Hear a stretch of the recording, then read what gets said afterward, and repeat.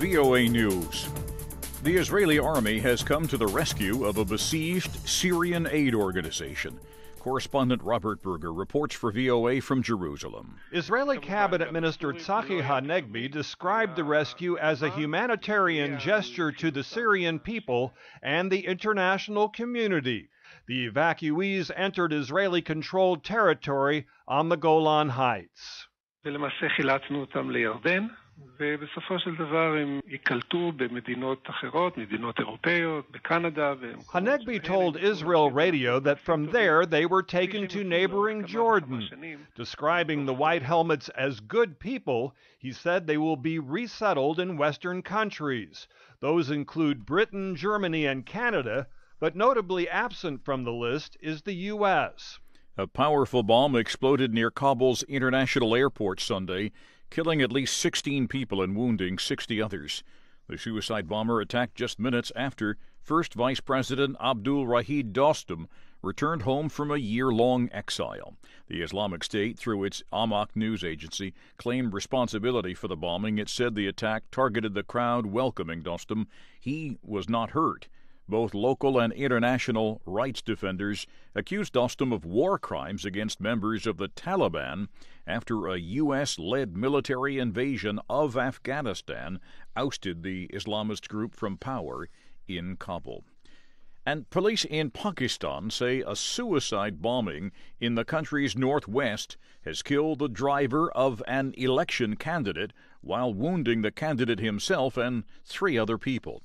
The elections in Pakistan are scheduled for Wednesday. This is VOA News.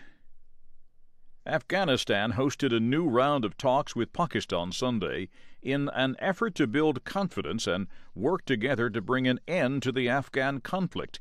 The meeting took place in Kabul. The agreement the two sides are working to reach is being called the Afghanistan-Pakistan Action Plan for Peace and Solidarity. The process seeks increased military cooperation and intelligence sharing to jointly fight regional terrorism and promote Afghan peace and reconciliation efforts. Both Republican and Democratic members of Congress Sunday criticized President Trump's claim in a tweet that newly released documents relating to the wiretapping of his one-time campaign advisor Carter Page, quote, confirm with little doubt that intelligence agencies misled the courts that approved the warrant.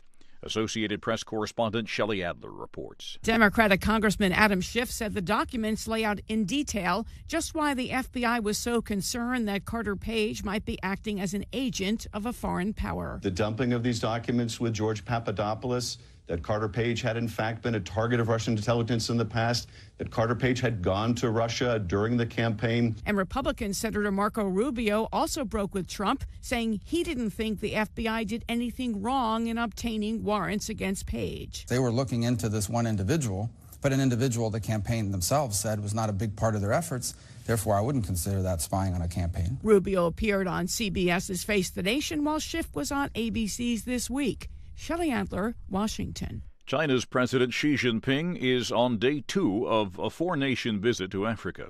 He visited Senegal on Saturday. Xi will also visit Rwanda, Mauritius, and South Africa. In South Africa, he will meet with officials from the other so-called BRICS nations, Brazil, Russia, India, and South Africa. The United States is expressing deep concern about the direction of the peace process in South Sudan. It says President Salva Kiir and opposition leader Riek Machar, quote, have not demonstrated the leadership required to bring genuine peace and accountable governance to the nation. Indonesian police said Sunday that a 15-year-old girl who was raped by her older brother has been sentenced to 6 months in jail for having an abortion. The brother received a 2-year sentence for having sex with a minor. The siblings were convicted Thursday on the island of Sumatra. Abortion is illegal in Indonesia, but is allowed in cases of rape.